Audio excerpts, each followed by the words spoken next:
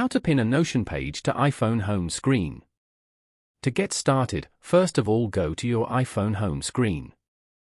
Over here, long press on any empty area of the home screen until the icons start to wiggle and a minus sign appears on each app icon. Go to the top left corner and tap on Edit. Then, tap on Add Widget. Here, search for Notion and tap on it. Swipe to view and choose the widget layout that you want and then tap on Add Widget. Now, tap and hold the widget to set it up. Here, tap on Choose beside Workspace. And then, select a workspace from here. After that, tap on Done at the top right corner. You have successfully added the Notion widget to the home screen. Now, go back and open up the Notion app. On this page, tap to open any page.